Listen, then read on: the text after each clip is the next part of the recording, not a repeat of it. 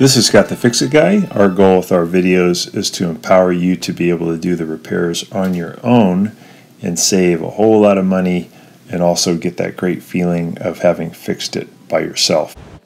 Today we have an older Maytag top-loading washing machine, and it fills by itself. So when you have it turned off, even unplugged, it will overnight fill up the tub, and this is due to a fill valve that's not really closing all the way. It's not fully closing, kind of a leak.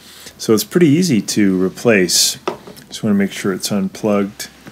You turn off the water valves, and then we're just going to get to the back of the machine, and using some pliers, I'll loosen up the fill valves where they're connected to the washing machine. So we just grab a hold and turn lefty-loosey. After a few turns, you should be able to just use your fingers to take them off. And there's not a whole lot of disassembly to do this procedure. Once we get the hoses off, we're going to be removing one screw that will allow us to pull the whole bracket out that is connected to the fill valve, and then we can just put the new fill valve in. You can get the fill valve at Amazon.com, and I have a link in the description, and then we're going to show a link here too, so you can get it pretty fast, pretty cheap, easy to do. We also noticed on this machine that the fill valve was a little bit clogged or not doing well on the hot side. So you turn on the cold was good, but on the hot side it was kind of dribbling in. After replacing it though, we had really good flow on both sides, and then it no longer leaked. So this is a pretty old machine, probably 25 years old, and maybe it had never been changed before.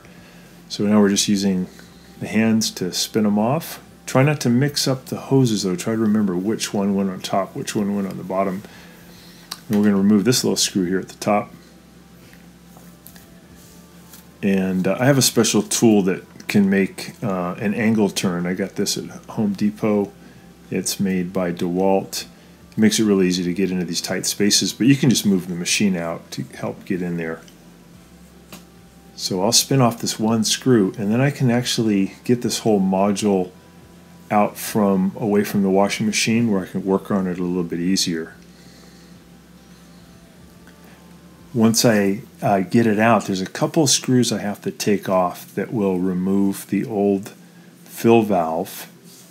Easy to do. And then it's just a matter of putting the new fill valve in position and putting the wires that bring power to it on. We can see that there's the two screws right there, so you just have to remove those, and then you can get the bracket off. And then there's little wires that hook to the spade connectors on the cold fill valve and the hot fill valve, and you just want to put those on the new valve.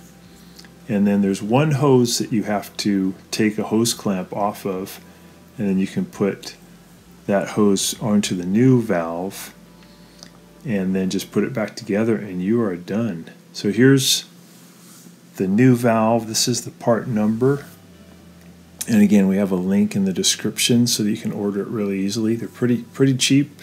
If you use Prime, you can get it really fast. And we can see the opening on the lower left hand part of this picture. That's where the hose hooks onto, the one that it's a black hose that feeds into the washing machine. So this will be a really easy to switch out, and should be able to get the part really fast. It'll get your machine going. So thanks so much for watching, and please subscribe to our channel when you get a chance. Thanks again.